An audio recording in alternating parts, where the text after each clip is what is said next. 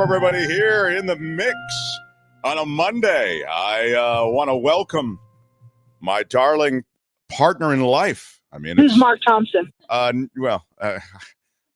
at least on my end, she's the partner. I guess she's still working out some questions. Courtney, everybody. Hi.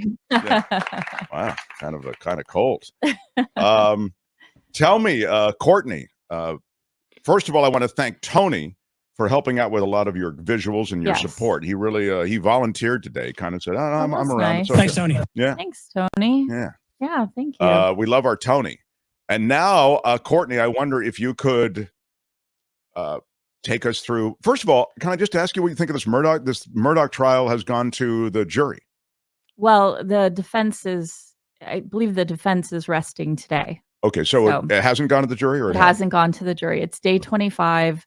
I believe this is the last day for the defense. Alec took the stand rather surprisingly last week. I think the prosecution only had 24 hours to prep on the announcement that he was going to take the stand. And so he testified, I believe, Thursday and Friday, maybe Wednesday, Thursday, Friday.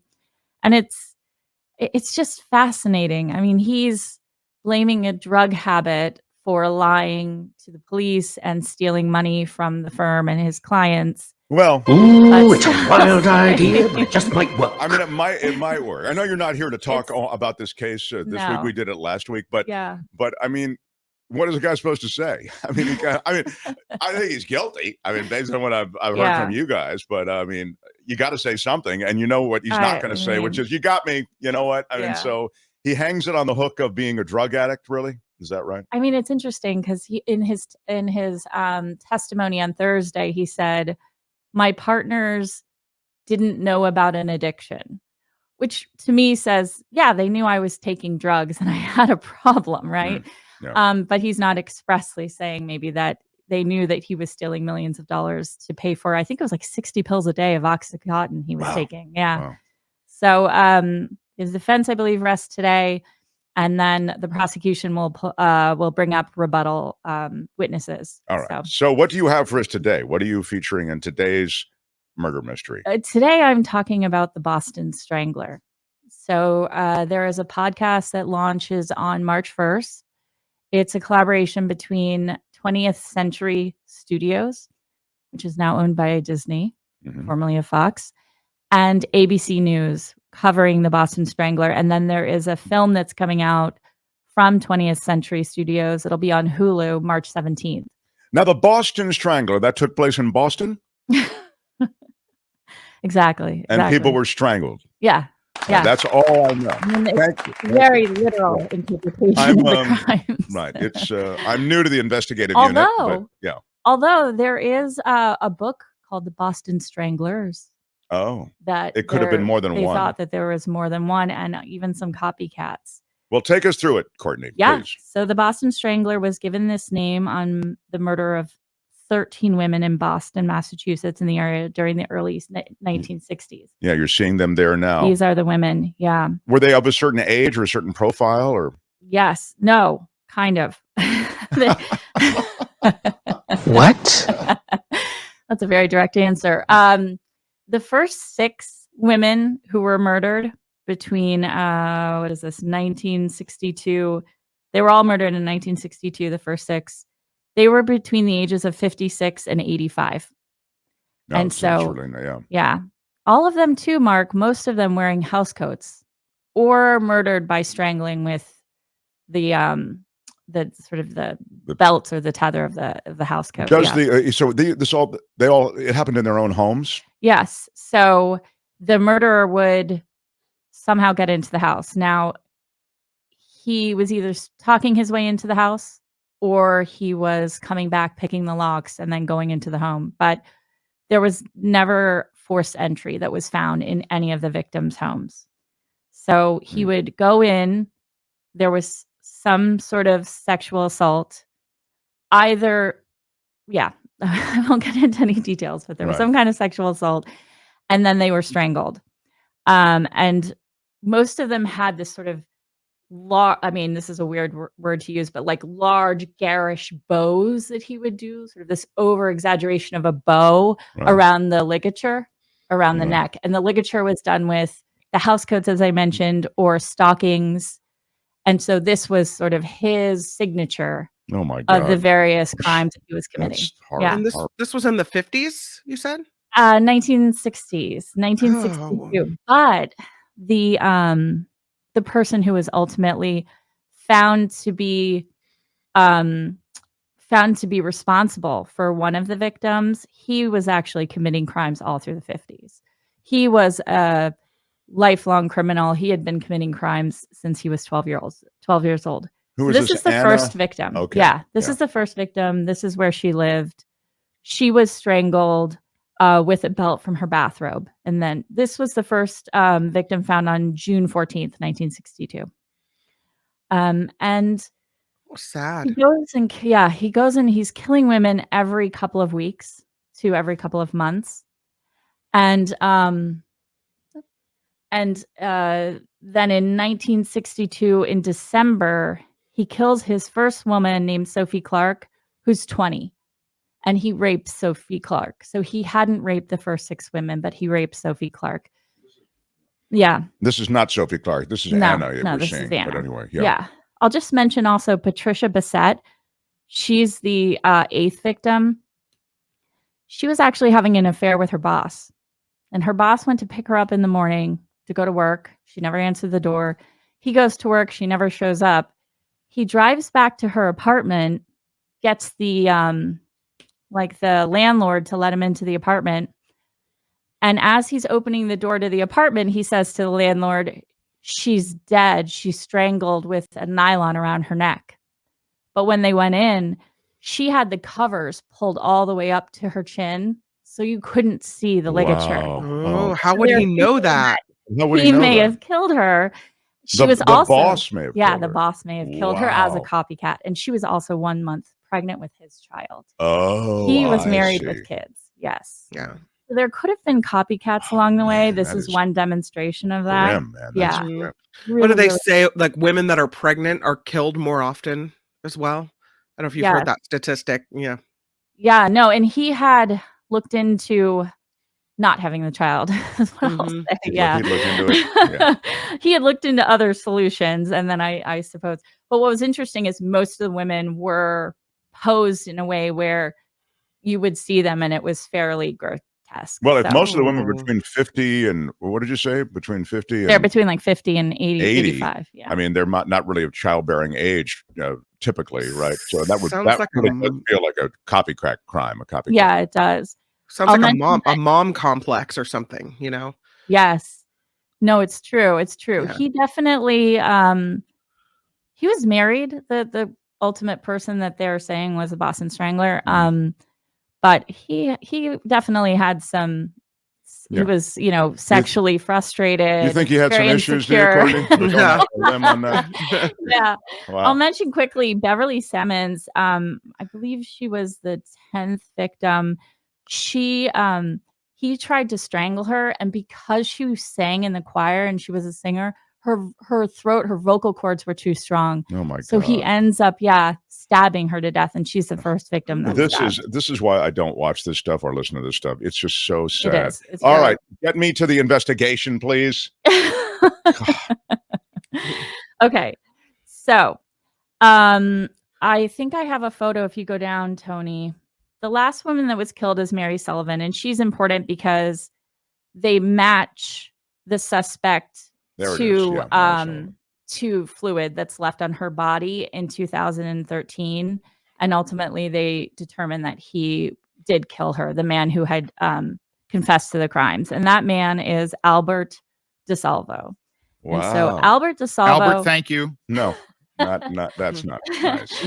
And Albert DeSalvo, actually, his attorney was F. Lee Bailey, who defended O.J. Simpson, Patricia Hearst. There's F. Lee Bailey. Yeah.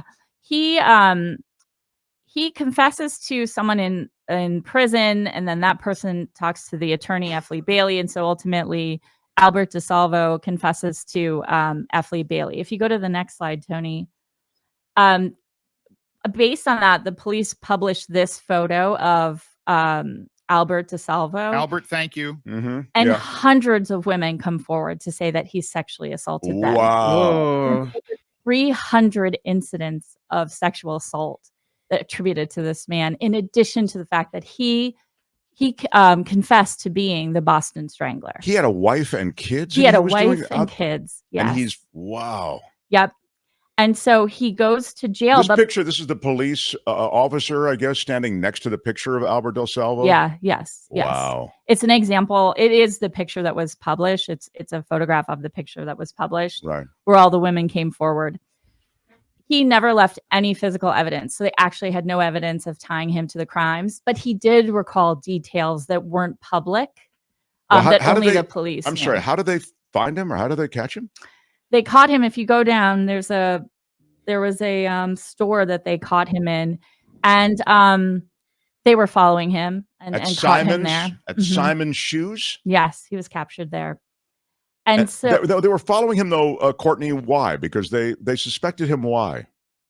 Because, well, he had said that he had done these crimes, and so after he was in jail, and then he had gotten out, and then they went and were following him because all these women came forward saying that he had sexually assaulted. When you say he was in jail, he wasn't in jail for murder, though, was he? No. Okay, he was in jail, and in jail, he said something about, I committed these other murders. Yeah. He said that to another inmate? Yeah. Okay, all right. So, they say that he didn't, you said he didn't leave any physical evidence behind, but I wonder if, you think about the advances in criminal technology, like what it would have been like, how quickly he might have been caught if he'd committed those crimes today. Exactly. No. Yeah. Yeah, it's so true. In fact, on victim number 7, he left fluids around the body, which he had not done previously because he had not raped victims 1 through 6. And so you would have figured that at that point, yeah, he would have been caught through DNA. Yeah. But because they didn't have DNA at the time, they actually, he went to jail for all of the sexual assault crimes that had come forward after his original arrest. And he was given life. He was killed in jail in 1973. Oh. But he was never prosecuted for the murders of the 13 victims of the Boston Strangler. And why is that? He had admitted to it. Because there was no evidence connecting him to the crimes. So he was never. Without his admission, and without his admission including details from these crimes that no one could know were they not involved, we wouldn't even know that it was Albert DeSalvo. Yeah, without his coming forward. Wow. And actually, he there's a letter in here that I included. He was like sending letters from jail. This is a Christmas card that he sent in 1971. Merry Christmas! I killed your mom. I'm really glad he got out his holiday cards.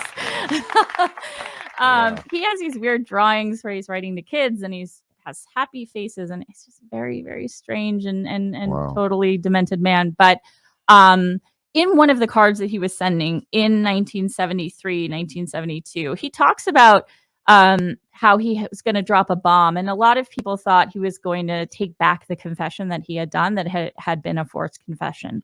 But in July of 2013, they tested DNA from Albert DeSalvo's nephew, and it was in fact linked to one of the bodies, Mary Sullivan, which I showed you earlier. Wow. So he was definitely the murderer of Mary Sullivan. They actually exhumed his body and took DNA, and then confirmed again that, he was in fact the murderer. And exhumed is a ding word.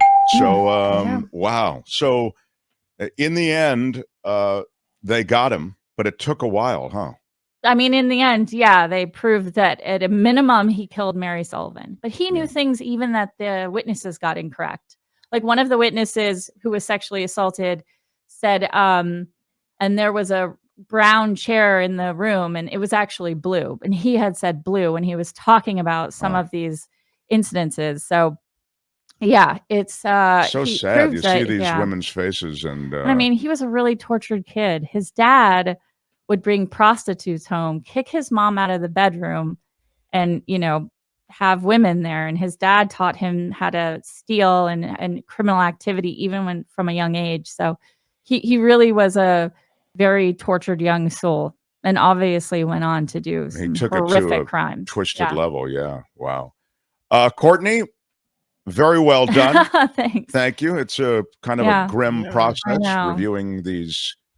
You know, I want to go camping with Courtney. I want to sit around a campfire with Courtney with a big glass of wine, and I want to just set her free to tell all the creepy, horrible stories to scare the holy bejesus out of me. Yeah, it is scary. Good morning. Yeah, I know Mark is not a good audience for this. I don't. He has very little interest. I have no interest in it at all. The murder stuff. I don't. That's one of the reasons I can't watch. I love Law and Order, the acting and stuff. Yeah. But man, that is it SVU with the sexual crimes? Like, it's so gross, man. I did not watch. I don't think you should disturbing. apologize for how you feel. I like the original Law and Order with Jerry Orbach, and that's kind of a little more. What do they call that? Procedural, where they go through the legal stuff. I like that, but in particular, I mean, this is obviously really horrible assaults on women, ultimately murdering women women. Are sexually assaulted. They're strangled. It's awful. And it. How dare you come in here with that? It completely paralyzed the city of Boston. I mean, people were getting dogs, guns, trying to protect themselves, and women were very scared. But the strange thing was, never forced entry. So somehow he was getting into these homes and apartments through either picking the locks or talking his way into the. No, somebody actually said in the chat, I was in Boston at the time and it was scary. Somebody in the chat said that. So, Courtney, thank you. Wish we could hang out and talk murder all day. I know. Murder Mystery Monday on the Mark Thompson Show. Yes.